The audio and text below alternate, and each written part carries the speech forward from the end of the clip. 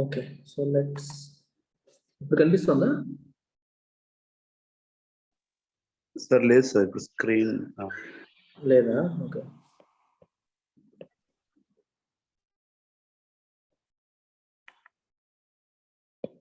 Now? Yes sir, please. కనిపిస్తుందా? Okay.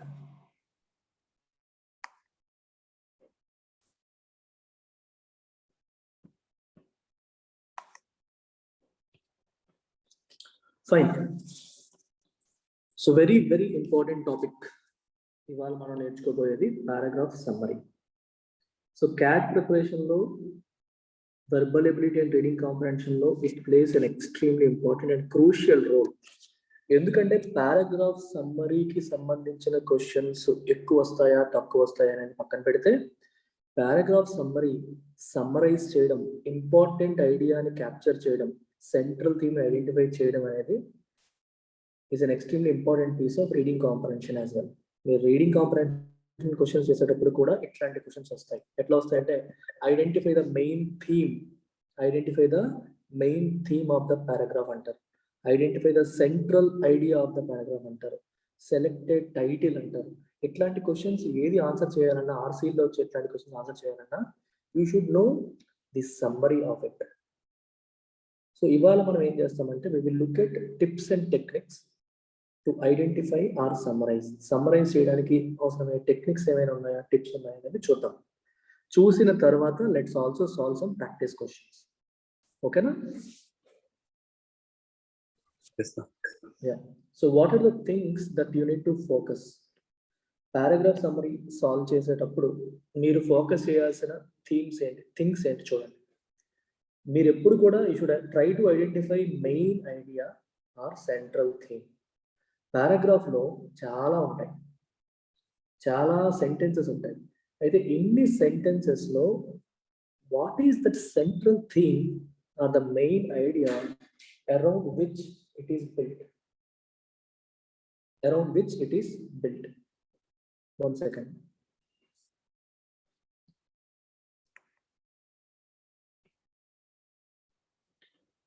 Sorry guys.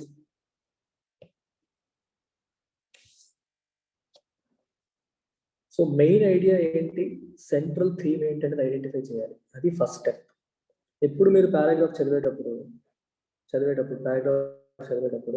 Other దేని గురించి చెప్తున్నాడు ఇదంతా, what is he trying to tell you, what is that central idea అనే దానిపైన మన మైండ్ ఫోకస్ అవ్వాలి. నేను ప్రాక్టీస్ క్వశ్చన్స్ చేసేటప్పుడు I tell you what to avoid and what to focus on. ఇది చూడండి, do not get distracted by irrelevant information are additional information. మీకు ఎప్పుడు కూడా సమ్మరీ రాసేటప్పుడు బెస్ట్ ఎగ్జాంపుల్ తీసుకుంటే ఏదైనా సరే, మెగాస్టార్ చిరంజీవి గురించి రాశారు, లేకపోతే నరేంద్ర మోదీ గురించి ఒక ఎస్సే రాశారు అనుకోండి, ఒక పారాగ్రాఫ్ రాశారు అనుకోండి, ఆయన మెయిన్ ఏ పేరుతో అయినా పేరు పొందారు అని చెప్తే సరిపోతుంది. దానికి ఎగ్జాంపుల్స్ గా 10 ఇచ్చారనుకోండి, ఆ ఎగ్జాంపుల్స్ అని మీరు సమ్మరీలో రాయక్కర్లేదు. That is additional information. ఆ ఎడిషనల్ ఇన్ఫర్మేషన్ సమ్మరీలో రాయాల్సిన అవసరం లేదు. ఇర్రెలెవెంట్ ఇన్ఫర్మేషన్ సమ్మరీలో రాయాల్సిన అవసరం లేదు. మెయిన్ పాయింట్ క్యాప్చర్ అయితే చాలు. ఇర్రెలెవెంట్ ఇన్ఫర్మేషన్, ఎడిషనల్ ఇన్ఫర్మేషన్ అవసరం లేదు. ఏది ఇర్రెలెవెంట్ ఏది మెయిన్ అనేది మనం ఆన్సర్ సాల్వ్ చేసేటప్పుడు, క్వశ్చన్ సాల్వ్ చేసేటప్పుడు మీకు అర్థమవుతుంది. Chronology of the summary should be as per the passage. Chronology అంటే ఆర్డర్. ప్యాసేజ్ లో ఏ ఆర్డర్ లో అయితే ఐడియాస్ ని లింక్ చేసుకుంటూ వచ్చారో మీ సమ్మరీలో కూడా అదే ఆర్డర్ లో ఉండాలి. సమ్మరీలో వేరే ఆర్డర్ లో, ప్యాసేజ్ లో వేరే ఆర్డర్ లో ఉండకూడదు. రెండిట్లో కూడా సేమ్ ఆర్డర్ లో మెన్షన్ చేస్తూ ఉండాలి. అలాగే సమ్మరీ అనేది పేజీలు ఉండకూడదు. It has to be precise and broad in scope. గుర్తుపెట్టుకోండి ఈ పదం, చాలా చాలా important.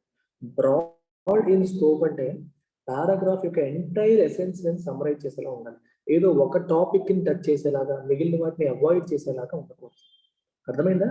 It should be broad in scope, which means it has to cover the entire essence of the paragraph, not just one point of it. And it should be short, simple గా short గా ఉండాలి. So these are the 4 aspects which you need to remember while approaching paragraph summary questions. Okay? Yes sir. Yeah. నాకు chat box కనిపించట్లేదు, మీరు నాతో మాట్లాడాలంటే speak to me, unmute చేసి మాట్లాడండి. స్క్రీన్ షేర్ చేస్తున్నాను కాబట్టి చూడండి. అప్రోచ్ ఎలా ఉండాలి, పారాగ్రాఫ్ సమ్మరీకి వాట్ ఈస్ ద అప్రోచ్, ఇది చాలా ఇంపార్టెంట్. ఇప్పటి వరకు మీకు చెప్పింది different things that you need to remember, but in the exam hall while solving a paragraph summary question, what should be your approach? Again, identify main subject. చాలా మంది చేసే తప్పు ఆప్షన్స్ చూడటం. ఆప్షన్స్ అనేది చూడకూడదు. Don't look at options while solving paragraph summary questions or reading comprehension questions or any questions that appear in CAT. గుర్తుపెట్టుకోండి, options will distract you if you see them first. First options చూడడం వల్ల distraction వస్తుంది. Don't look at options, identify the main subject, link important ideas given in the paragraph. అంటే ఒక paragraph లో 3-4 ideas mention చేస్తారు, మనం చదివేటప్పుడు తెలుస్తుంది. బట్ అన్నిటిని క్రోనలాజికల్ గా లింక్ చేసుకోవాలి. మైండ్ లో either frame your own summary in your mind or write your own summary on your piece of paper. మీ పక్కన ఉన్న రఫ్ బుక్ లోనో దేంట్లోనో రాసుకోవాలి. అంటే without looking at options you need to create summary. అంటే before looking at options summary రాసుకోవాలి. Options చూసి ఏది సమ్మరీ అని ఐడెంటిఫై చేయడం కాదు, మీరు ముందే మైండ్ లోనో లేకపోతే పేపర్ పైన సమ్మరీ రాసి then you should look at options. ఇప్పుడు నేను చెప్పిన రూల్ అనేది golden rule, never ever forget. చాలా మంది స్టూడెంట్స్ కి they have a temptation to look at options first. No, never ever do that. CAT లో ఆప్షన్స్ చూడవద్దు. ఆప్షన్స్ చూడకుండా ఓన్ సమ్మరీ రాసిన తర్వాత మాత్రమే, ఓన్ సమ్మరీ మైండ్ లో ఫ్రేమ్ అయిన తర్వాత మాత్రమే, ఓన్ గా మీరు ఐడెంటిఫై చేసుకున్న తర్వాత మాత్రమే ఆప్షన్స్ లోకి వెళ్ళాలి. అంతవరకు ఆప్షన్స్ లోకి వెళ్ళవద్దు. Is it clear? Yes, sir. Yes, sir. Yeah. Then options లో చూడండి, ఎలిమినేట్ చేసుకోవాలి. ఆప్షన్స్ చూడటం మొదలు పెట్టిన తర్వాత you should try to eliminate. First నువ్వు ఆల్రెడీ ఒక సమ్మరీ అనుకుంటావు, నీ మైండ్ లో అనుకున్న సమ్మరీకి ఏది దగ్గరగా ఉందనేది చూస్తాము, వెళ్ళిపోతాం. కానీ నువ్వు మైండ్ లో అనుకున్న సమ్మరీయే తప్పు అయితే, what if you summarise in a bad manner, తెలియకుండా నువ్వు తప్పు చేసే అవకాశం ఉంటుంది. అందుకని it is important to have certain things in mind while selecting options. ఈ 4 పాయింట్స్ గుర్తుపెట్టుకోండి. First thing, out of scope. Out of scope అంటే అర్థం ఏంటి? పారాగ్రాఫ్ లో మెన్షన్ చెయ్యని ఆస్పెక్ట్. పారాగ్రాఫ్ లో మెన్షన్ చేసింది అయితే ప్రాబ్లం లేదు, పారాగ్రాఫ్ లో మెన్షన్ చెయ్యని ఆస్పెక్ట్ ని ఇస్తే, అర్థమైందా? పారాగ్రాఫ్ లో మెన్షన్ చెయ్యని ఆస్పెక్ట్ సమ్మరీలో వస్తుందా? మనం ఏం చేస్తాం, సమ్మరైజ్ చేస్తున్నాం.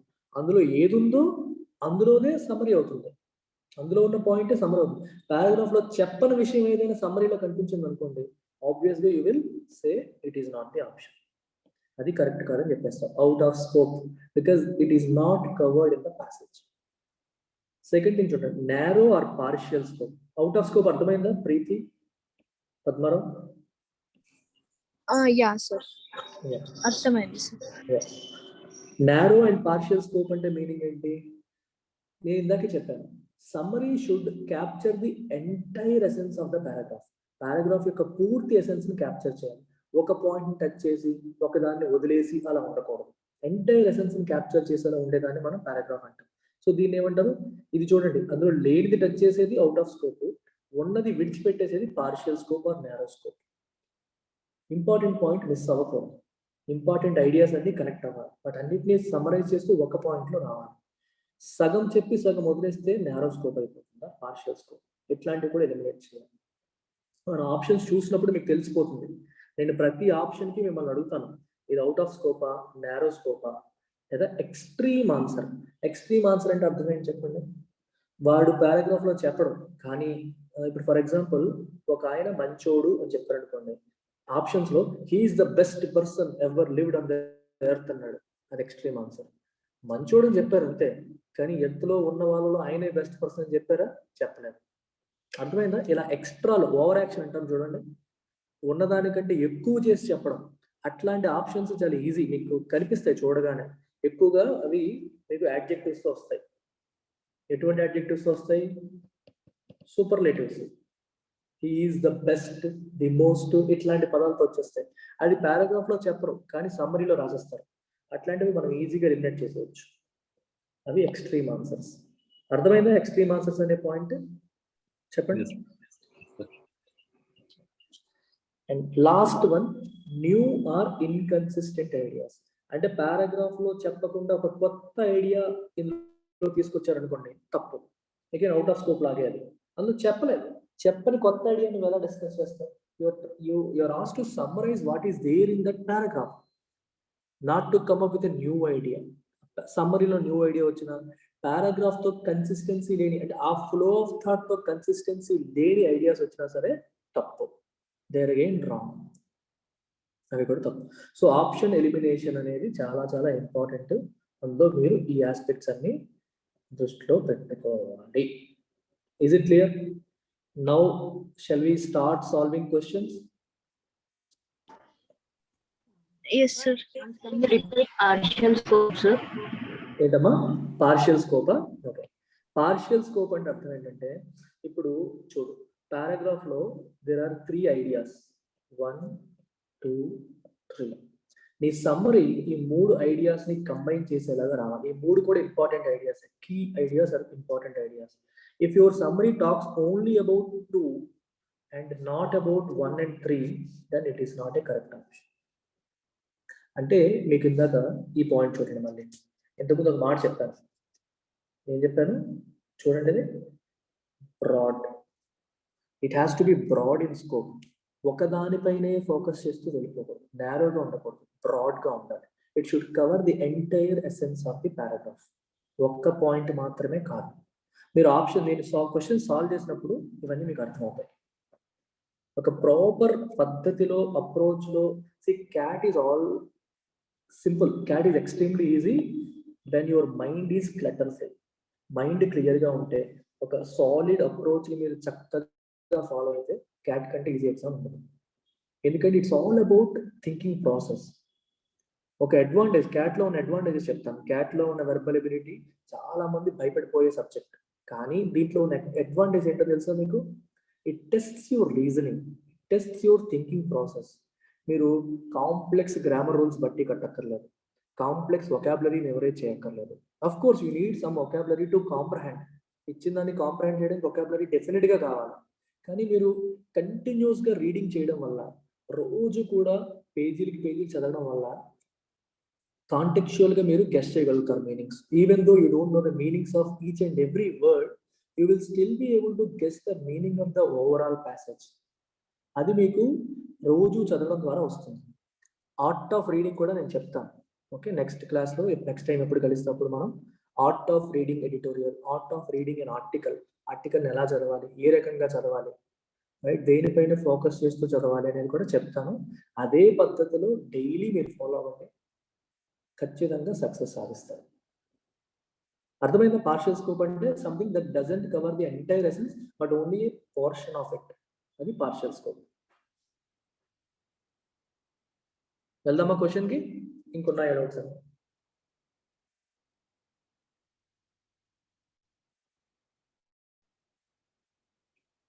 Tell me.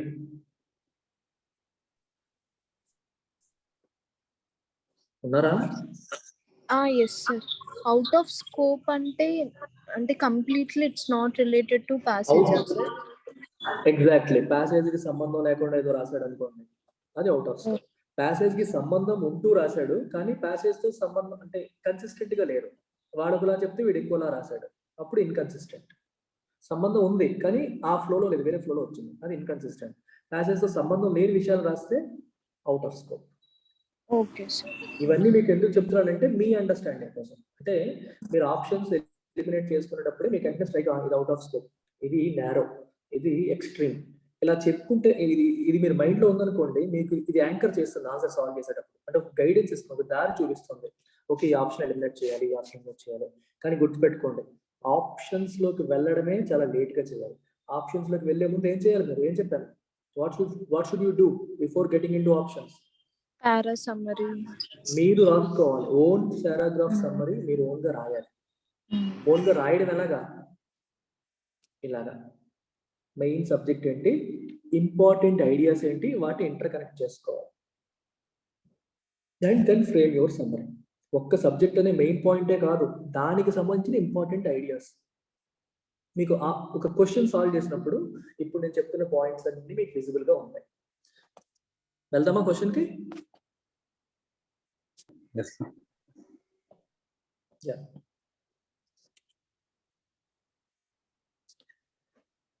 రైట్. సో నాతో పాటు మీరు కూడా చదవండి, నేను ఆన్సర్ చెప్పను, మీతో చెప్పిస్తాను. చూడండి, though they do not involve burning dirty fossil fuels.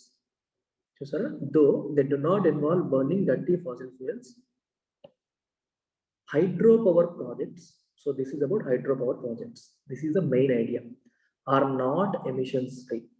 Hydropower projects జనరల్గా మనం ఏమనుకుంటాం, హైడ్రోపవర్ లో మనకి పొల్యూషన్ జరగదు అనుకుంటాం, ఎమిషన్స్ జరగవు అనుకుంటాం, కానీ అవి కూడా నాట్ ఎమిషన్స్ ఫ్రీ అంటే అర్థం ఏంటి, వాటి వల్ల కూడా ఎమిషన్స్ జరుగుతాయి, పొల్యూషన్ జరుగుతుంది అని అర్థం. Okay, often large dams flood vast vegetated areas అంటే అర్థం ఏంటి, బాగా మొక్కలు చెట్లు ఉన్న ఏరియాస్ ని ఈ పెద్ద పెద్ద డ్యామ్స్ కన్స్ట్రక్ట్ చేయడం వల్ల వరదలు వచ్చి అవన్నీ కూడా వాటర్ కింద వెళ్ళిపోతాయి, ఫ్లడ్ అయిపోతాయి. మీకు తెలుసు కదా, ముంపు ప్రాంతాలు అంటారు. ఎప్పుడైనా పెద్ద డ్యామ్ కట్టేటప్పుడు లోతట్టు ప్రాంతాలన్నీ ముంపు గురవుతాయి, అవన్నీ ఖాళీ చేస్తారు, అక్కడ ఉన్న వెజిటేషన్ అంతా చనిపోతుంది. వెజిటేషన్ అంటే నీటిలో అలాగా రాట్ అయితే ఏమవుతాయి, మొక్కలన్నీ చనిపోతాయి కదా, సో దానివల్ల కూడా చెడు జరుగుతుంది. As a result the vegetation rods under water, అది వాటర్ లో అలా ఉండిపోతుంది. వెజిటేషన్ అంటే ఈ మొక్కలు చెట్లు ఇవన్నీ వాటర్ లో ఉండి రాట్ అయిపోతుంది. Eventually this leads to the release of methane, అలా నీటిలో నాని అదేమవుతుంది, మీథేన్ రిలీజ్ అవుతుంది. A greenhouse gas 34 times as potent as carbon dioxide. Carbon dioxide కంటే 34 రెట్లు హానికరమైనది, పవర్ఫుల్ అయినది గ్రీన్ హౌస్ గ్యాస్. హానికరం అని కాదు ఇక్కడ, పవర్ఫుల్ అని. ఏ విషయంలో, green house. What is the meaning of green house gas గుర్తుందా మీకు? Environment, ecology, science. What is the green house gas? Earth కి వచ్చే వేడి, సూర్యకిరణాలు మన భూమి మీదకి వస్తాయి చూడండి, అవి రిఫ్లెక్ట్ అయ్యి వెళ్ళిపోతాయి. గ్రీన్ హౌస్ గ్యాసెస్ ఎక్కువగా ఉంటే రిఫ్లెక్షన్ ఎక్కువగా జరగకుండా ఆపేస్తాయి, వేడి భూమి నుంచి వెళ్ళిపోకుండా భూమి అట్మాస్ఫియర్ లోనే ఆపేస్తాయి గ్రీన్ హౌస్ గ్యాసెస్ ఎక్కువగా ఉంటాయి. కార్బన్ డైఆక్సైడ్, మీథేన్ ఇవన్నీ కూడా గ్రీన్ హౌస్ గ్యాసెస్. అది కార్బన్ డైఆక్సైడ్ కంటే మీథేన్ 34 టైమ్స్ పవర్ఫుల్ అంట. సో ఇది ఇంకా ఎక్కువగా సూర్యరశ్మి భూమి యొక్క ఈ వాతావరణాన్ని, అట్మాస్ఫియర్ ని విడిచిపెట్టి వెళ్లకుండా ఆపేస్తుంది. ఆపేయడం వల్ల భూమి వేడెక్కుతుంది, దాన్ని గ్లోబల్ వార్మింగ్ అంటాం. So greenhouse gases are responsible for global warming. In some cases, large dams can result in even more lifetime greenhouse gas emissions than equivalent conventional sources. Did you understand this sentence? కొన్ని cases లో large dams అనేవి they can result in even more lifetime greenhouse gas emissions than equivalent conventional sources. Conventional అంటే అర్థం ఏంటి, thermal power ఇట్లాంటివి అన్నమాట. వీటితో compare చేసుకుంటే ఈ పెద్ద పెద్ద డ్యామ్స్ కొన్ని కేసెస్ లో, ఈ పెద్ద పెద్ద డ్యామ్స్ వల్ల వాటర్ లో మునిగిన వెజిటేషన్ రిలీజ్ చేసే గ్రీన్ హౌస్ గ్యాసెస్ అనేవి కన్వెన్షనల్ సోర్సెస్ ద్వారా రిలీజ్ అయ్యే దానికంటే ఎక్కువ ఉంటాయి కొన్ని కేసెస్ అని చెప్పారు. And this does not even include the emissions resulting from the construction of such dams. ఈ పెద్ద పెద్ద డ్యామ్స్ కన్స్ట్రక్ట్ చేయడానికి కూడా ఎమిషన్స్ అవుతాయి కదా, అంటే సిమెంట్ అవసరం, ఎక్విప్మెంట్ అవసరం. మరి ఎక్విప్మెంట్, సిమెంట్ ప్రొడ్యూస్ చేయడానికి కూడా మనకి ఇండస్ట్రీలు ఉంటాయి కదా, సిమెంట్ ప్రొడ్యూస్ చేయాలంటే ఇండస్ట్రీ నుంచి వస్తుంది, వాటి వల్ల కూడా ఎమిషన్ జరుగుతుంది అని చెప్తున్నాను. వాటిని ఇంక్లూడ్ చేయకుండానే ఇదంతా ఉందని చెప్తాను. Now I will not look at options. నేను ఆప్షన్స్ చూడను, మీరు చూడకండి. If you have a natural tendency to look at options, please don't do it now. Options చూడకండి, చూడకుండా ఇది చదవండి. Each one of you, I want you to tell me your own summary. Me summary నాకు చెప్పండి.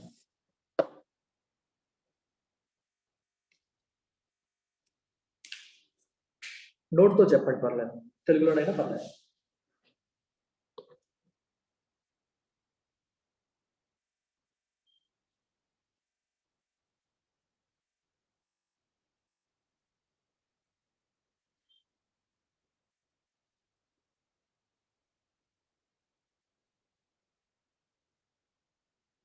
At least పోనీ main idea అని చెప్పండి అందరూ. What is the main idea in this? hydropower projects, sir. Hydro power projects గురించి రాశారు. Okay, what are other key ideas? ఇంకా ఏ వేడి గురించి రాశారు? లైక్ వెజిటేషన్ రాట్స్ వల్ల కూడా Greenhouse gases. అంటే గ్రీన్ హౌస్ గ్యాసెస్ వాటి వల్ల కూడా రిలీజ్ అవుతాయి. రిలీజ్. ఇంకా అదొకటేనా, ఇంకేమన్నా ఉందా?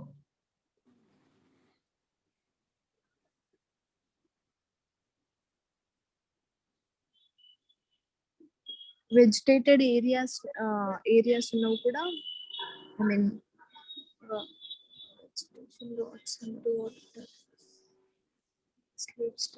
గ్రీన్ హౌస్ గ్యాస్ ఎమిషన్ మన పాయింట్. దానివల్ల ఎట్లీస్ట్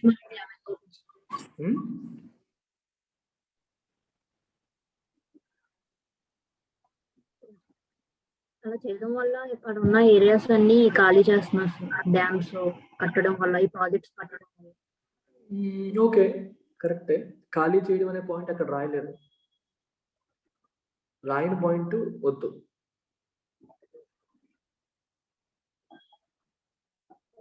లార్జ్ డ్యామ్స్ ఎక్కువ గ్రీన్ హౌస్ గ్యాసెస్ ఎమిషన్ చేస్తాయి compare to thermal projects related అలా. ఇక్కడ ఈ పాయింట్ మిస్ అయిపోతున్నాం అక్కడ. ఇన్ సమ్ కేసెస్ అన్నారు. whenever they say in some cases you cannot generalize it. Keywords గుర్తుపెట్టుకో. అంటే ఈ తప్పు చేస్తారని నేను అడిగాను. whenever they say in some cases, అంటే అన్ని కేసెస్ లో కాదు, కొన్నిసార్లు జరిగేదాన్ని జనరల్ సమ్మరీలో నువ్వు రాయలేవు. అది ఎడిషనల్ ఇన్ఫర్మేషన్, బట్ జనరల్ గా అది నువ్వు అవాయిడ్ చేసుకోవాలి, ఆలోచించుకోవాలి. అన్నిసార్లు కాదు కదా, కొన్నిసార్లు అంట. మనం జనరలైజ్ చేయలేం కదా మనం. కొన్నిసార్లు స్టూడెంట్స్ ఆన్లైన్ క్లాసుల్లోనే ఎక్కువ క్వశ్చన్స్ అడుగుతారు ఆఫ్లైన్ క్లాసుల కంటే అన్నాం అనుకోండి. That cannot be the only thing to say online is better than offline. అది ఒక ఆస్పెక్ట్. అది కూడా కొన్నిసార్లు, కొన్ని సందర్భాలు. సో మీ మైండ్లో వచ్చిందేంటి? ఒకటి హైడ్రో పవర్ ప్రాజెక్ట్స్ అనేది మెయిన్ ఐడియా. ఇంకొక ఐడియా ఏంటి? గ్రీన్ హౌస్ గ్యాస్ ఎమిషన్స్ వాటి ద్వారా కూడా జరుగుతాయి. డైరెక్ట్ గా జరగకపోయినా ఇండైరెక్ట్ గా జరుగుతాయి. ఇవే కదా 2 ఐడియాస్, అంతేనా? Even while constructing the dams కూడా అప్పుడు కూడా I mean again that is again ultimately what is it trying to tell you? hydro reason could be rotting under water or could be construction. A reason is additional information, but the main idea ఏంటి? Emissions. Mind అనేది మీరు గుర్తుపెట్టుకోండి, మీరు ఆలోచించుకునేటప్పుడే ఏది main point, ఏది sub point. Main points ఏంటి? Hydro power projects. ఇది దాని గురించి రాశారు. ఇది మెయిన్ ఐడియా. దీంట్లో ఇంపార్టెంట్ కీ ఐడియా ఏంటి? ఎమిషన్స్. ఎమిషన్స్ దేని వల్ల అవుతాయి అంటే రాటింగ్ వల్ల, రెండవది కన్స్ట్రక్షన్ వల్ల.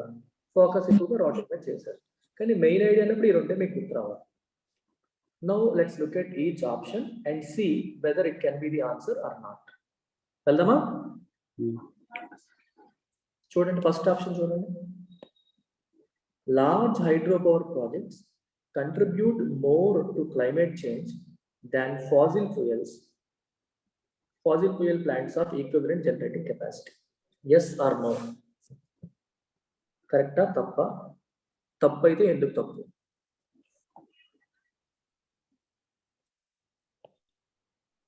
Large hydropower projects contribute more to climate change than fossil fuel plants of equivalent generating capacity.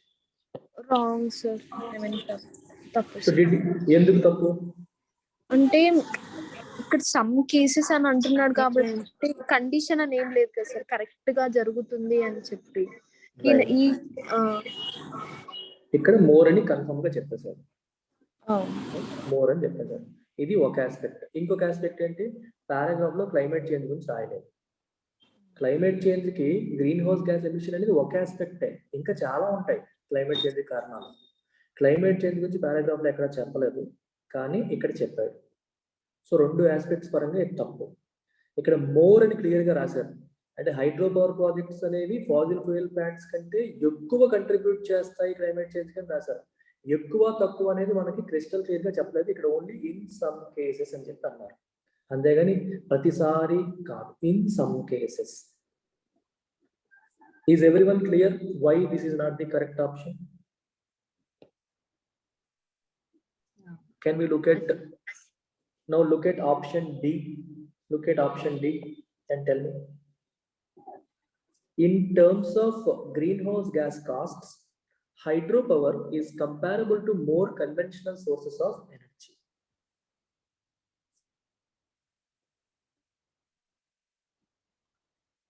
Mind keyword మీద వెళ్ళాలి. ఇక్కడ keyword ఏంటి? What is the keyword that helps you to answer this question? ఈ option లో keyword ఏంటి? Comparable sir. Cost గురించి ఎక్కడైనా రాశారా? లేదు లేదు.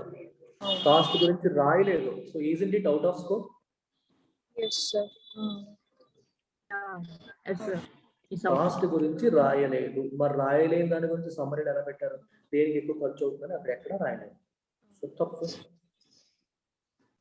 అర్థమైందా? Yes sir. Look at C.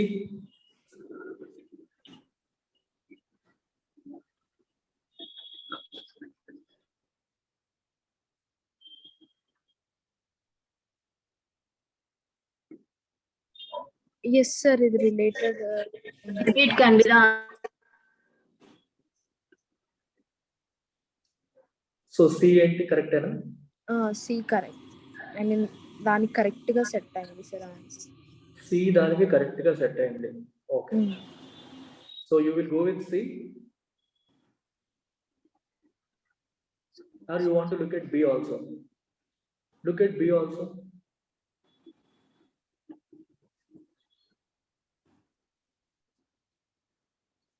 C ఏం చెప్తుంది? Hydro power projects cause flooding leading to significant greenhouse gas emissions from rotting organic material.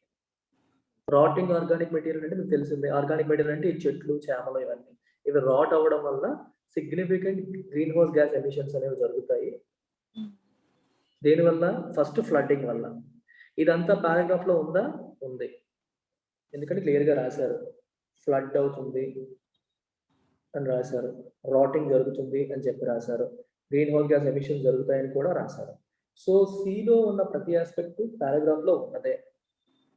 Okay. So C correct అయ్యే ఛాన్స్ ఉంది. సో అందువల్ల మనం దీనికి చిన్న టిక్ పెట్టి ఉంచుతాం. Let's not finalize till we look at B also. Look at B.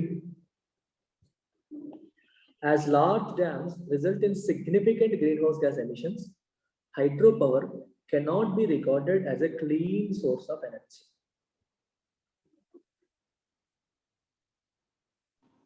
ఇది కూడా రిలేటెడ్ ఉంది sir.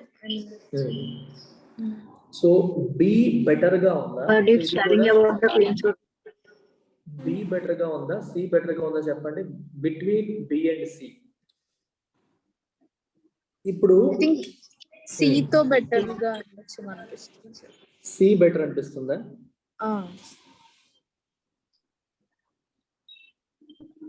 Padmarao, you are not answering. B or C? Sir C sir. అందరూ సియేనా? కానీ బి పాయింట్ గురించి ఎక్కడ అందులో స్పెసిఫై చేయలేదు కదా సార్. బి పాయింట్ గురించి స్పెసిఫై చేయలేదా? What is this?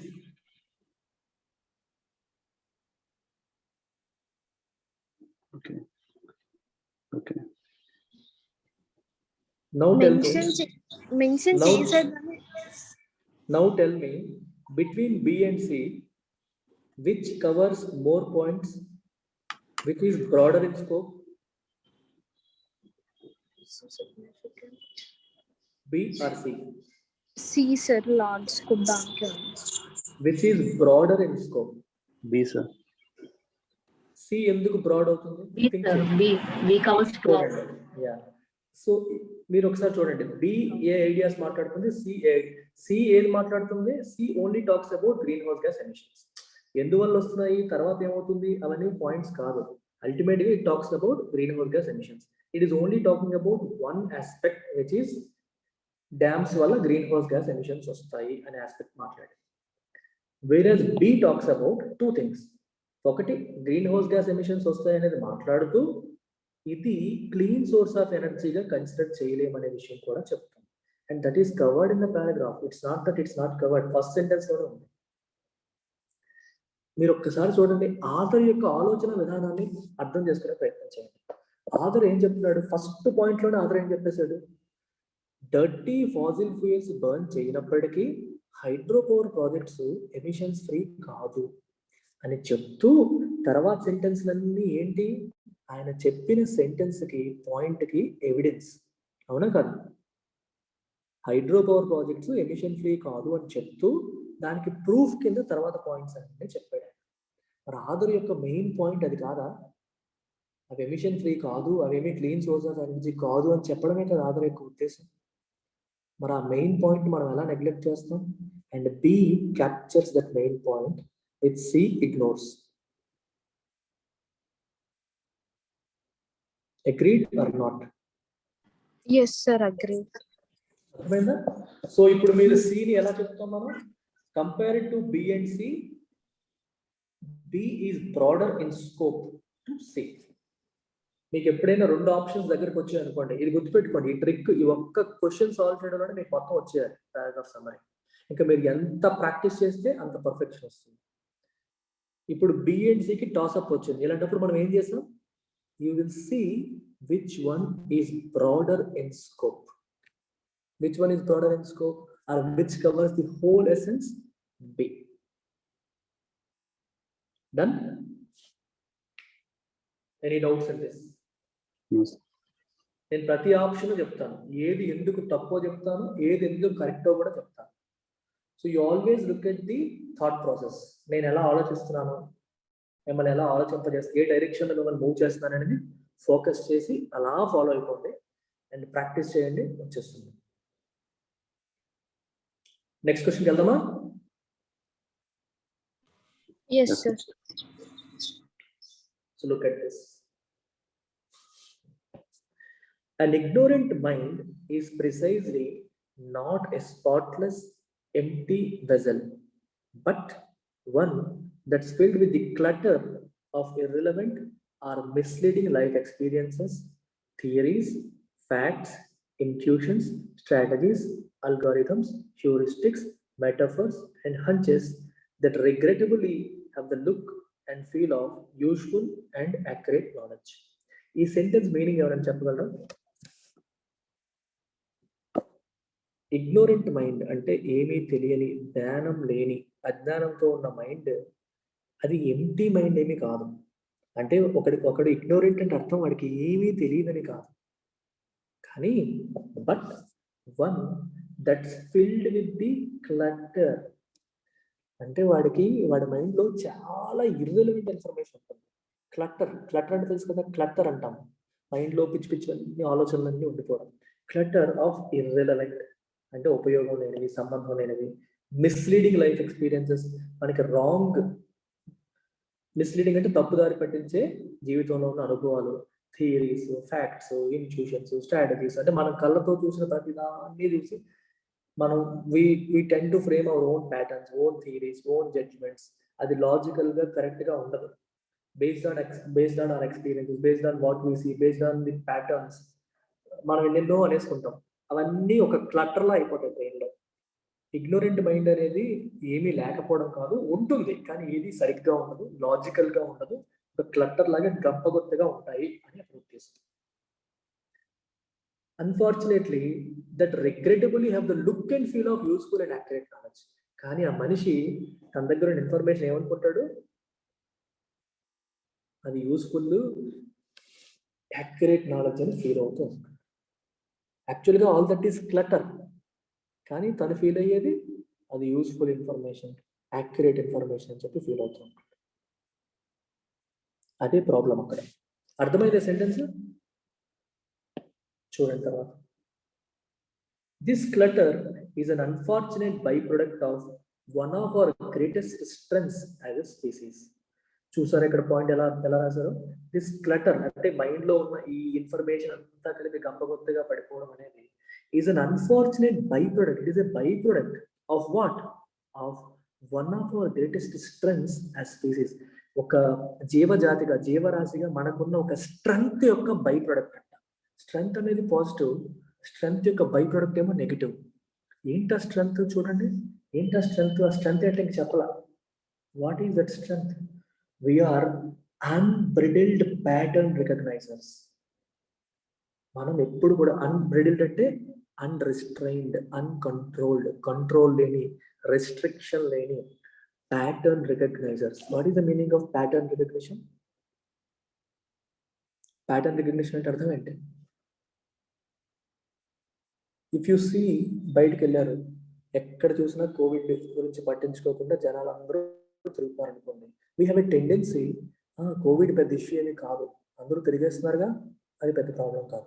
We immediately make a judgement. We see a pattern, ఎక్కడ చూసినా సరే అందరూ హ్యాపీగా తిరిగేస్తున్నారు, సో ప్రాబ్లమే కాదు. Is it logical? Just because everyone is going in a wrong way, will it make it correct? Think చేయండి. We tend to see patterns and then try to theorize. Patterns చూసి theorize చేస్తాం. People are not always logical. People are not always rational. So కాబట్టి ఎవరో చేస్తున్నారని, ఏదో జరుగుతుందని చూసి మనం ప్యాటర్న్ తీసి దాన్ని థియరైజ్ చెయ్యకూడదు. అండ్ ప్రాఫ్లిగేట్ థియరైజర్స్ అంటే ప్రతి దాంట్లోంచి ఒక థియరీ తీసుకొచ్చేస్తాం. ప్రాఫ్లిగేట్ అంటే చాలా ఎక్కువగా. If someone is a profligate, that means he spends lavishly, చాలా ఎక్కువగా స్పెండ్ చేస్తాడు, ఎక్కువగా ఖర్చు పెడతాడు, ఎక్కువ అవసరమైన దానికంటే ఎక్కువ అనే సెన్స్ వస్తుంది ప్రాఫ్లిగేట్. థియరైజర్ అంటే ప్రతి దాంట్లోంచి ఒక సిద్ధాంతం తీసేయడం, జరిగిన ప్రతి దాంట్లోంచి తెలిసి ఒక స్టోరీ లాగా క్రియేట్ చేశాడు, ఒక థియరీ లాగా అనేసుకోవడం. Often our theories are good enough to get us through the day. మనం ఇలా క్రియేట్ చేసుకునే థియరీస్ మనకు రోజు గడిచిపోవడానికి హెల్ప్ చేస్తాయి. Or at least to an age where we can procreate. మనం బ్రతికేయడానికి హెల్ప్ చేస్తాయి. ఏ ప్రాబ్లము ఉండదు ఈ థియరీస్ క్రియేట్ చేయడం అనేది. అయితే but our genius for creative story telling combined with our ability to detect hour own ignorance, చూసారా, inability to detect our own ignorance can sometimes lead to situations that are embarrassing, unfortunate, or downright dangerous, especially in a technologically advanced, complex democratic society that occasionally invests mistaken popular beliefs with immense destructive power. Cat యొక్క బలం తెలుస్తుంది ఇప్పుడు, అంతేనా? ఈ paragraph చదువుతున్నప్పుడు అర్థమయ్యి అర్థం కానట్టు, ఏం జరుగుతుందో తెలియనట్టు. అవును సార్. ఫస్ట్ క్వశ్చన్ చూసినప్పుడు కంఫర్టబుల్ గా ఉంది, హైడ్రోబార్ లాజిక్స్ మనకి పాయింట్స్ ఉన్నాయి, లాగిచ్చేసాం. ఇది కొంచెం ఫిలసాఫికల్ గా, సైకలాజికల్ గా వెళ్ళింది, బ్లాంక్ అయిపోతాం. అందుకని ఇట్లాంటి క్వశ్చన్స్ చాలా ఎక్కువ చెయ్యాలి క్లాస్ లో. మీరు అనుకుంటారు స్టార్టింగ్ సార్ ఎందుకు ఇలా చేస్తున్నారని. ఇలా చెయ్యాలి, ఎంత ఎక్కువ చేస్తే అంత అలవాటు అవుతుంది. మీకు వెర్బల్ ఎబిలిటీ కొన్ని అడ్వాంటేజ్ ఏంటంటే you don't have syllabus, reading comprehension, paragraph summary, parajumbles, అంతే, ఆడ్ వన్ అవుట్, ఇంకా 3-4 టాపిక్స్ తప్పితే ఏం లేవు, critical reasoning.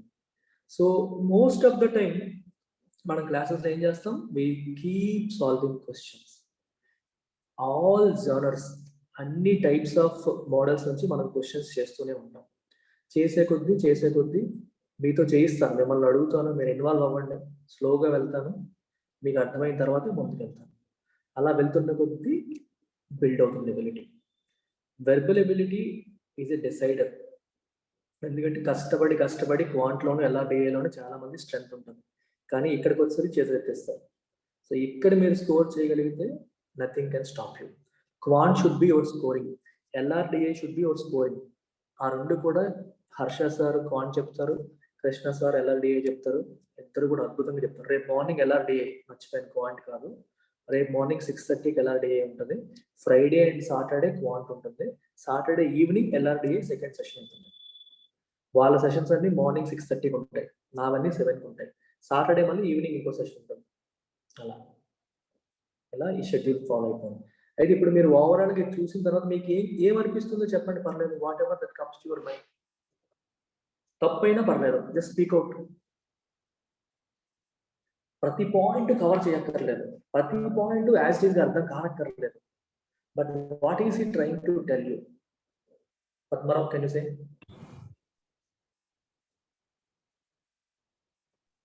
Yes,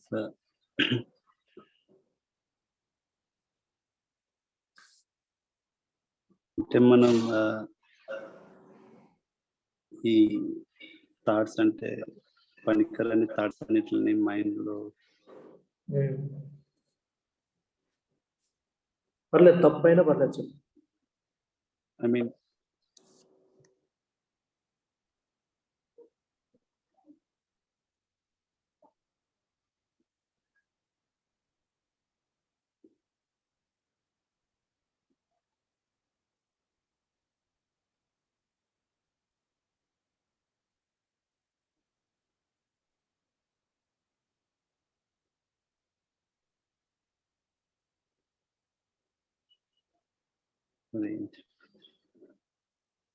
take some time, పర్లేదు, నేనేం చెప్పను.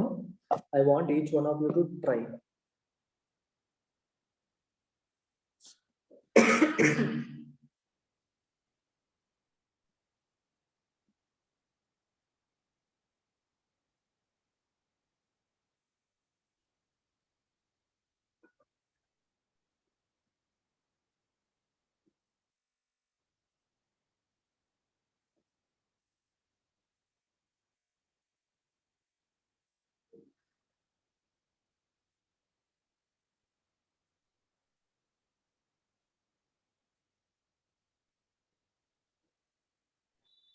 ఇగ్నోరెంట్ మైండ్ అవ్వడానికి లైక్ రీజన్స్ ఎందుకు అని,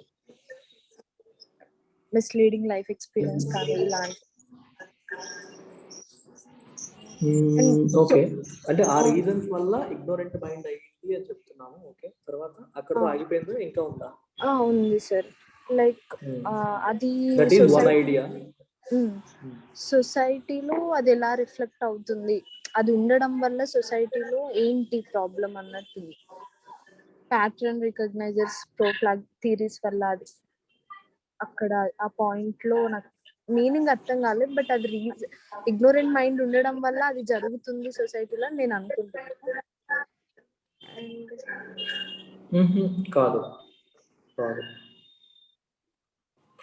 ఇగ్నోరెంట్ మైండ్ పీపుల్ ఎలా ఉంటారు? సో వాళ్ళ మైండ్ లో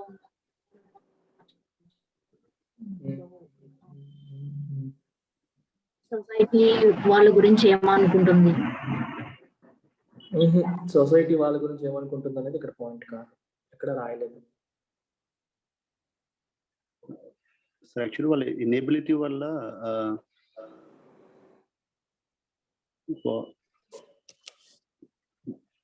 they are facing dangerous and unfortunate situations.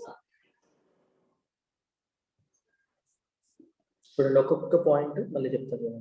ఇక్కడ కీవర్డ్స్ ఏంటి? Ignorant mind.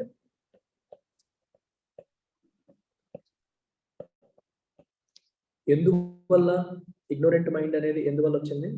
ఒకటి క్లట్టర్ వల్ల. క్లట్టర్ దేని వల్ల వస్తుంది చూసారు ఇక్కడ, బై ప్రొడక్ట్ ఆఫ్ అని చెప్పి రాశారు. దేని by product? Because of pattern recognition and profligate theory. కనిపించిన ప్రతి దాంట్లోంచి ప్యాటర్న్స్ తీసేసి బ్రెయిన్లోకి ఎక్కించేయడం, ప్రతి దాంట్లోంచి థియరీస్ తీసుకొచ్చేయడం, వీటి వల్ల మైండ్ క్లటర్ అయిపోయింది. మీకు ఇది ప్యాటర్న్ రికగ్నైజర్స్ అండ్ ప్రాఫ్లిగేట్ థియరైజర్స్ అనే పదానికి మీనింగ్ అర్థమైందా? ఆ పదాలు పెద్దవే కానీ చాలా సింపుల్ థింగ్స్ అవి చాలా సింపుల్ థింగ్స్. అంటే మనం ఎప్పుడు కూడా మీరు అబ్జర్వ్ చేస్తే పక్కింటోడో ఎదురింటోడో చేశాడనో, ఎవరో చేస్తున్నారనో, అందరూ చేస్తున్నారనో, we tend to see pattern. If everybody is doing, that means it must be true అనే మైండ్ లో మనకు ఉంటుంది. ఒక ప్యాటర్న్ చూస్తాం, అర్థమవుతుందా? How people are behaving. The biggest thing ఏంటంటే పక్కనోడు ఎలా చేస్తున్నాడు, ఎదుటి వాళ్ళు ఎలా చేస్తున్నారు, ఈజ్ దేర్ ఎనీ ప్యాటర్న్, అది చూసి మనం మైండ్ లో ఫ్రేమ్ చేసుకుంటామా, ఇలా చేయడం కరెక్ట్ అనే మైండ్ లోకి వచ్చేస్తుంది. అందరూ చేస్తున్నంత మాత్రం కరెక్ట్ అవుతుందా? కాదు. ఇప్పుడు యాక్చువల్ గా ఈ క్వశ్చన్ సాల్వ్ చేయడానికి ఇంత లెవెల్ డీప్ గా కూడా ఆలోచించాల్సిన అవసరం లేదు. ఎగ్జామ్ లో మీరు ఎలా ఆలోచించాలంటే you only look at keywords. Ignorant mind ఎందువల్ల ఇగ్నోరెంట్ మైండ్ అయిందని, మైండ్ లో ఏమీ లేకపోవడం వల్ల కాదు, మైండ్ లో ఇర్రిలవెంట్ ఇన్ఫర్మేషన్ ఉండడం వల్ల ఇగ్నోరెంట్ మైండ్. ఏమీ లేక ఎంటీ వెజల్ ఏమీ కాదు. అది ఇక్కడ రాశారు చూసారా, ఎంటీ వెజల్ ఏమీ కాదు. Because of this irrelevant clutter మైండ్లోకి వెళ్ళిపోవడం plus his inability to detect his own ignorance. తనకి ఏమీ తెలియదు అన్న విషయాన్ని తను డిటెక్ట్ చెయ్యలేకపోవడం. ఇక్కడ ఇంకోటి రాసారా, regrettably have the look and feel of useful and accurate knowledge. మైండ్లో ఉన్న క్లట్టర్, ఈ చెత్త అంతా తనేమనుకుంటాడు, తను ఇగ్నోరెంట్ అని అనుకోడు, తనకు అన్ని తెలుసు అనుకుంటాడు, నాకు ఎంత నాలెడ్జ్ ఉంది అనుకుంటాడు. They have the look and feel of useful and accurate knowledge. ఆ ఫీల్ ఉంటుంది కానీ అది యాక్చువల్గా క్లటర్, అది యూజ్లెస్ ఇన్ఫర్మేషన్.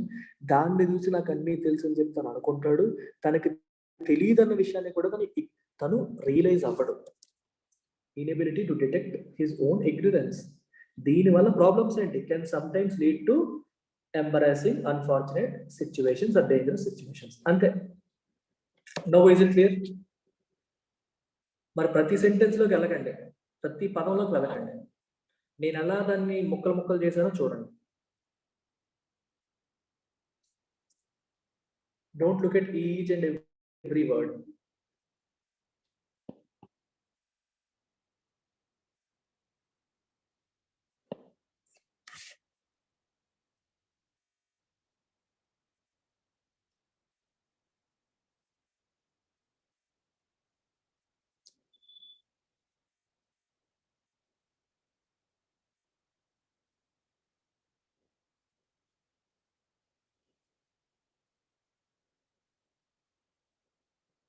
యాక్చువల్గా ఇది కూడా ఇంకా మీరు ఎలిమినేట్ చేయాలంటే ఇది కూడా అవసరం లేదు. క్లటర్ ఎందువల్ల వచ్చింది అనేది కూడా మనకు అవసరం లేదు ఆన్సర్ చేయడానికి, దాన్ని కూడా మనం వదిలేయవచ్చు.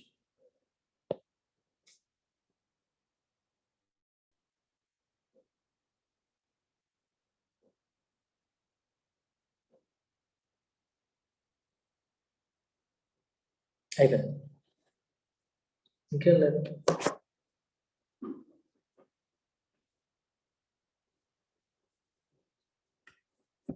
So how will you summarise in your mind? ఇప్పుడు నా మైండ్లో నేను ఎలా సమ్మరైజ్ చేస్తాను?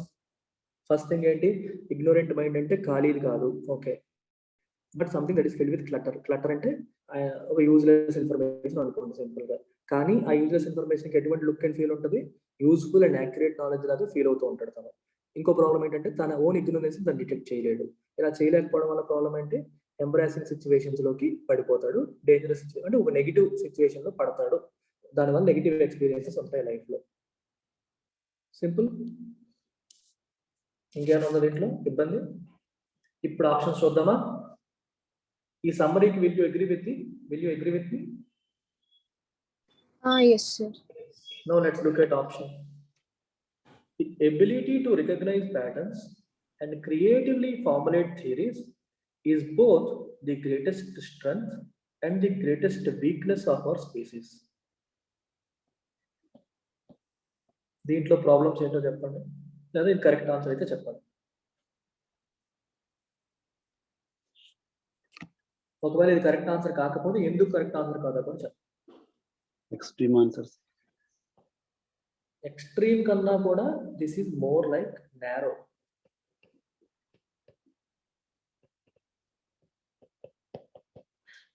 It is only talking about pattern recognition, theory formulation, ఆ ఒక్కదాని గురించి మాట్లాడుతుంది. ఇది ఎక్స్ట్రీమ్ ఆన్సర్ కాదు, ఎందుకంటే ఇందులోనే గ్రేటెస్ట్ స్ట్రెంత్ అని ఇచ్చాడు. సో ఎక్స్ట్రీమ్ ఆన్సర్ కాదు, కానీ ఇది narrow. It is only talking about that pattern recognition and creating formulation. అసలు అల్టిమేట్ ఆబ్జెక్టివ్ అది కాదు కదా. అల్టిమేట్ ఆబ్జెక్టివ్ ఏంటి, ఇగ్నోరెంట్ మైండ్ తన మైండ్ అంతా క్లటర్తో నిండిపోతుంది. ఆ క్లటర్తో నిండిపోయిన విషయం కూడా తను రికగ్నైజ్ అవ్వడు, అన్ని తెలుసు అనుకుంటాడు, దానివల్ల ఇబ్బందికరమైన సిచ్యువేషన్ పడతాడు. ఈ పాయింట్ అక్కడ రావాలి, అది రాలేదు. అందరూ యాక్సెప్ట్ చేస్తారా ఇది కరెక్ట్ ఆన్సర్ కాదని? మౌనిక, ప్రీతి? Yes, sir. Yes, sir. Yeah. Now look at B.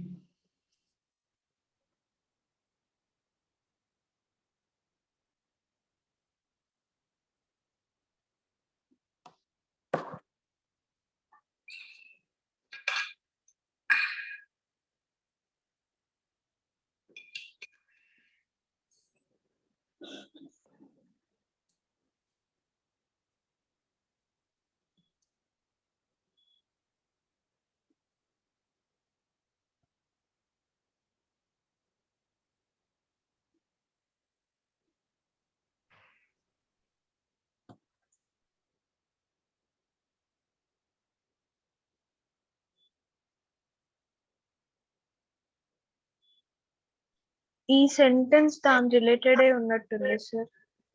Okay, so దీన్ని పక్కన పెడదామా? Yes sir. Let's not eliminate this. ఎందుకు? It is covering all aspects. Clutter గురించి మాట్లాడింది, క్లటర్ దేని నుంచి వస్తుందో కూడా రాసింది, ప్లస్ ఇనిబిలిటీ గురించి కూడా రాసింది. దానివల్ల మనకి నెగిటివ్ ఈవెంట్ ఏంటి, హ్యాంపర్స్ జడ్జ్మెంట్, మన జడ్జ్మెంట్ అని అబ్స్ట్రక్ట్ చేస్తుంది, ఇబ్బంది పెడుతుంది అంటే నెగిటివ్. సో ఈ రెండు ప్రాబ్లమ్స్ వల్ల ఒక నెగిటివ్ జరుగుతుంది. నాకు తెలిసి మొత్తం అంతా క్యాప్చర్ చేసింది. అయినా సరే let's not go with it, let's look at other option. C చూడండి.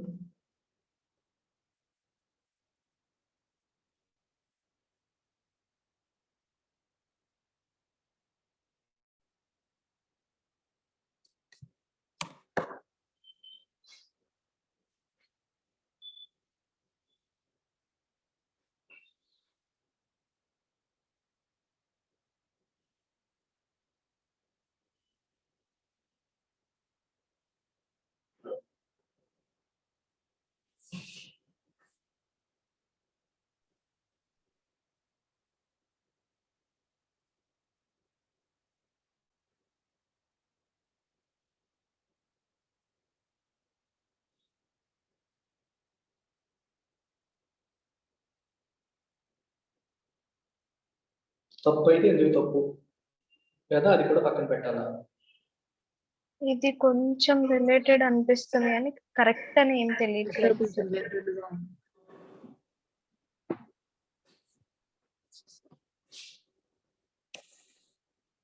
హలో, ఇది కొంచెం రిలేటెడ్ అనిపిస్తుంది సార్ నాకు. ఓకే, ఇప్పుడు between B and C which one is broader in scope?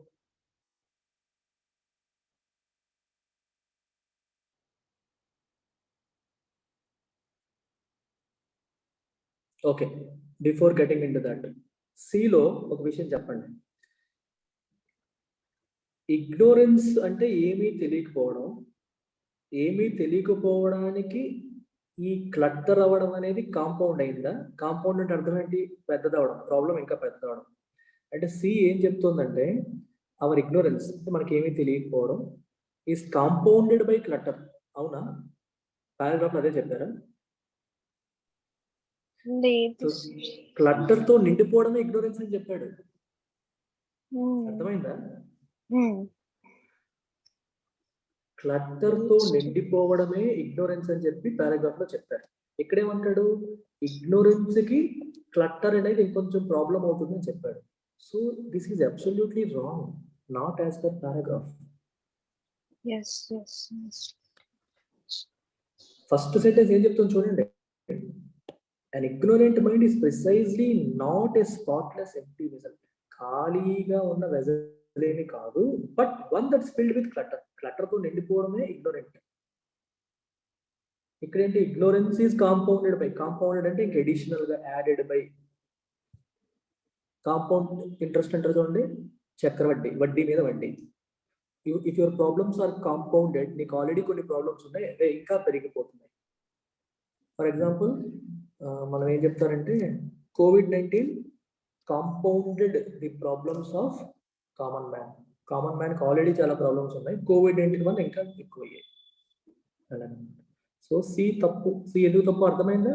It is inconsistent. అందులో ఉన్నదానిలాగా లేదు. దాంట్లో ఉన్నదాని గురించే చెప్పాడు కానీ ఇన్కన్సిస్టెంట్ గా ఉంది. It is inconsistent with the idea captured in the paragraph. 4 చూడండి, డి చూడండి.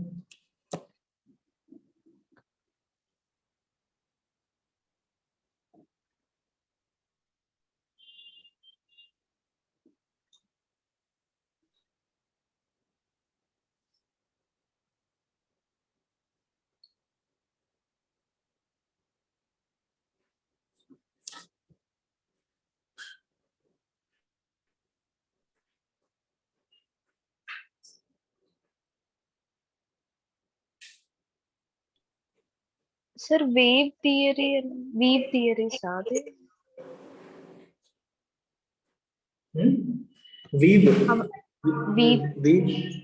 Weave theories. వీవింగ్ అంటాం కదా, వీవింగ్ అంటే అర్థం ఏంటి? వీవర్స్, చేనేత కార్మికుల ఎస్.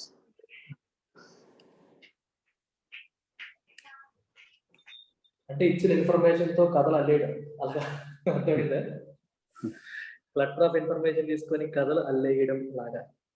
అలా అల్లేయడం అనేది can often lead to truly dangerous situations. ఈ క్లటర్ ఆఫ్ ఇన్ఫర్మేషన్ మన మైండ్ లో ఉన్న క్లటర్ ఆఫ్ ఇన్ఫర్మేషన్ తీసుకొని స్టోరీలు అల్లేయడం వల్ల డేంజరస్ సిచ్యువేషన్స్ లోకి వెళ్తాము అని చెప్పారు. కరెక్ట్? ఇది రిలేటెడ్ ఉంది. Yes sir. Okay, Padmarao, what will you say? Related తప్ప? So now I'll ask one more question. చూడండి, కనిపించిన ప్రతి దాంట్లోంచి స్టోరీలు అల్లడం వల్ల క్లటర్ ఫామ్ అవుతుందా? క్లటర్ నుంచి స్టోరీలు అల్లుతున్నామా? క్లటర్ నుంచి స్టోరీలు అమ్ముతున్నాం. అదే రాశారా అక్కడ? ఇక్కడ ఏం రాశారు చూడండి. Clutter is an unfortunate by product. దేని by product? Because of this theorizing and pattern recognizing. అంటే ఏది ముందు వచ్చినట్టు? మనం థియరీస్ అల్లడం వల్ల, ప్యాటర్న్స్ రికగ్నైజ్ చేయడం వల్ల క్లటర్ ఫామ్ అవుతుంది. క్లటర్ నుంచి రావట్లా. Clutter is the product. These are raw materials. మనం థియరీస్ కనిపించిన ప్రతి దాంట్లోంచి ప్యాటర్న్స్ లాగేసి థియరీస్ ఫామ్ చేయడం వల్ల క్లటర్ ఫామ్ అవుతుంది మైండ్ లో. అదే మైండ్ లో క్లటర్ అవుతుంది. Clutter is the product. These are inputs. కానీ ఇక్కడేం రాశారు? క్లటర్ ఆఫ్ ఇన్ఫర్మేషన్ నుండి థియరీస్ తీయడం అంటే క్లటర్ ఇన్పుట్ గా వాడు రాశాడు. ఇక్కడ తప్పు, ఇన్కన్సిస్టెంట్.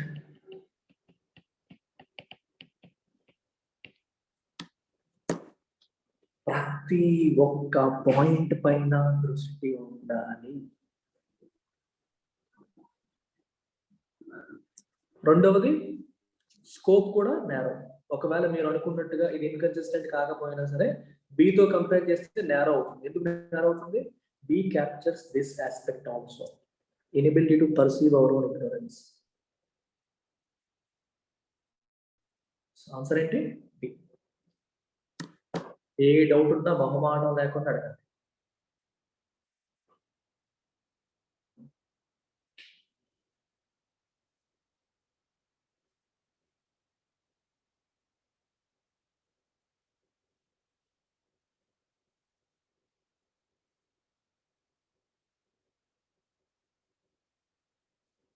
చూసారమ్మా ఇక్కడ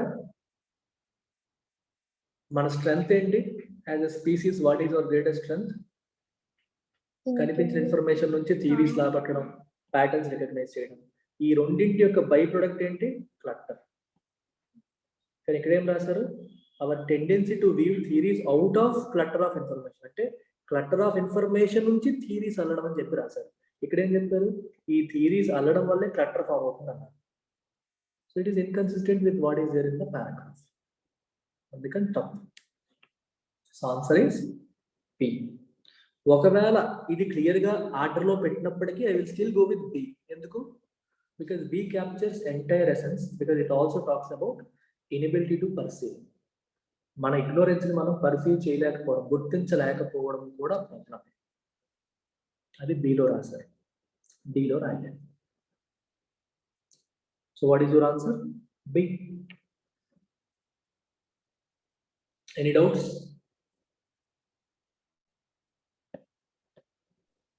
No, sir. So how was the session?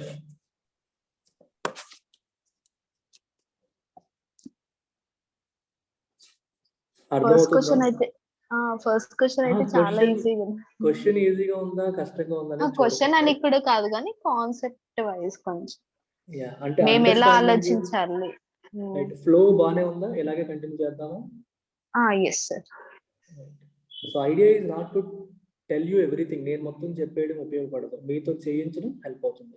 So that's when you will think, right? మీరు ఆలోచిస్తారు, తప్పులు చేస్తారు, ఆ తప్పు నేను కరెక్ట్ చేస్తాను. అప్పుడు అలా ఆలోచించకూడదు, ఈ పాయింట్ మిస్ అవ్వకూడదు, ఆ పాయింట్ మిస్ అవ్వకూడదు తెలుస్తుంది. సో మీకు థియరీలో స్టార్టింగ్ లో ఏం చెప్పాను? అవుట్ ఆఫ్ స్కోప్ చెప్పాను, నారో ఇన్ స్కోప్ చెప్పాను, ఇన్కన్సిస్టెంట్ చెప్పాను. అవన్నీ ఇక్కడ అప్లై చేస్తున్నామా లేదా? So whatever I told you, we're applying all of them. అయితే ఇవన్నీ options elimination. Before getting into options ఏం చేయాలి మనం? కీ ఐడియా, మెయిన్ ఐడియా ఏంటి అండ్ అదర్ ఇంపార్టెంట్ ఐడియాస్ ఏంటి. ఒక్క మెయిన్ ఐడియా దగ్గర ఆగిపోకూడదు, అదర్ ఇంపార్టెంట్ ఐడియాస్ కూడా ఇంపార్టెంటే. వాటన్నిటిని కలిపి సమ్మరీలో రావాలి. సో సెంట్రల్ ఐడియా వచ్చేసరికి ఇగ్నోరెంట్ మైండ్, కానీ దాని యొక్క ఓవరాల్ థింగ్ ఏంటి, ఎందుకు వచ్చింది, అది గుర్తించకపోవడం వల్ల వచ్చే సమస్య ఏంటి, అది ఫైనల్గా చెప్పేది. ఇప్పుడు చూసారా, ఇందులో don't get distracted by additional information అంటారు చూడండి. ఇందులో ఎడిషనల్ ఇన్ఫర్మేషన్ ఒకసారి చెప్పండి మీరే. ఇది చూడండి, ఇది ఎడిషనల్ ఇన్ఫర్మేషన్, దీనివల్ల ఎటువంటి ఉపయోగం లేదు. Yes sir. Yes, sir. అది చూడగానే అది లేపేయాలి, దానివల్ల ఉపయోగం లేదు. అంటే ఒకదానికి ఎక్స్ట్రా ఈ థియరీస్ అని మంచి చేస్తాయా చెడు చేస్తాయా మనకి ఎందుకు, ఎటువంటి హెల్ప్ లేదు దానికి. మిగిలినవన్నీ ఇంపార్టెంటే. ఇది ఎక్కువ సెంటెన్స్లు ఎక్కువ పదాల్లో రాశాడు, సింపుల్గా ఇక్కడ ఒక్క సెంటెన్స్లో మొత్తం చెప్తాడు. సమ్మరీ అంటే అదే కదా, ఒకే సెంటెన్స్లో మొత్తం అంతా వచ్చేయాలి, ఒకే దాంట్లో మొత్తం అంతా క్లియర్గా వచ్చేయాలి, అదే సమ్మరీ.